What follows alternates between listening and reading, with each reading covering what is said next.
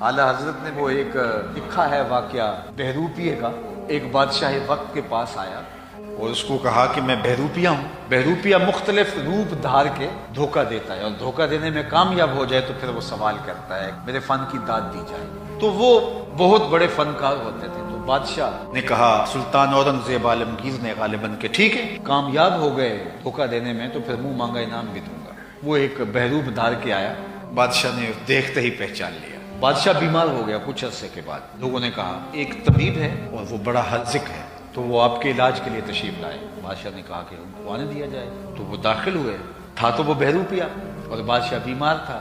اس نے بادشاہ کی نبض پہ جب ہاتھ رکھا نا تو آنکھوں میں آنکھیں پڑی. زیب عالمگیر مسکرا پڑا. کہا بڑی محنت کی ہے تم نے یہ بہروپ دھارتے ہوئے. تو وہ ساری محنت کتنے سالوں سے اس نے کی تھی ساری اس کی محنت ضائع ہو گئی. اس نے بڑے بہروپ دھارے. بادشاہ ہر طرح سے پہچان لیتا یہ وہی ہے. ایک دن اس نے کہا کہ یہ تو کوئی کام نہیں چل رہا. وہ ایک فقیر کے روپ میں ایک پہاڑ کی غار میں جا کے قیام پذیر ہو گیا اور اللہ اللہ کرنے لگا کہ بادشاہ کبھی گزرے گا تو میں اس کو دھوکہ دوں گا. اس کا تو مقصود لوگ تھے ہی نہیں. ہوا کیا کہ لوگ آئیں ان کو جھڑک دے تو جتنا وہ دور کرے لوگ اتنے نیڑے ہوں. ہوا کیا کہ شہرت بن گئی کہ اللہ کا فقیر ہے پرواہ نہیں کسی کرتا اللہ کا بندہ ہے کوئی. بادشاہ ایک مہم پہ جا رہا تھا اور پہاڑ کے نیچے سے دیکھا کہ لوگ اتر رہے ہیں اور جا رہے ہیں. پوچھا کیا ماجرا ہے. کہا یہ ایک فقیر ہے اور بڑا خدا رسیدہ ہے اور لوگوں کی پرواہ نہیں کرتا. بادشاہ بھی چونکہ مہم پہ جا رہا تھا جنگی مہم تھی اس نے سوچا چلتے چلتے سلام کر دو. وہ بھی چڑھا پہاڑ اور جا کے غار میں داخل ہوا. بہروپی نے دیکھ لیا تو اس نے آنکھوں میں آنکھیں ڈالی لیکن بادشاہ کی آنکھیں ادب سے جھک گئی.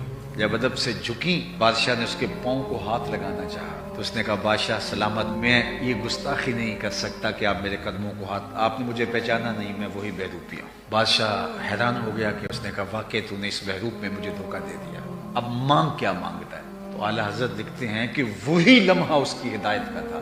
اس نے کہا کہ میں نے بہروپ دھارا ہے شہنشاہ وقت میرے قدموں میں بیٹھا ہے اور اگر میں حقیقت میں فقیر بنتا تو پھر کیا ہوتا.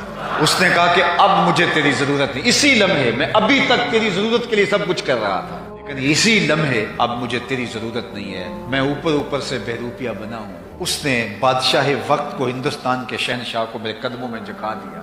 یہ بہروپ سے ہوا ہے. اگر روپ ہو تو اگر حقیقی روپ یہ میرا ہو تو پھر کیا ہو. تو وہ چیخے مارتا ہوا چلا گیا. تو دل صاف کرو یہ ضرورتیں ہی ختم ہو جائیں. تو قد افلح من تزکا کامیاب وہ ہوا جس نے اپنے من کو ستھرا کیا.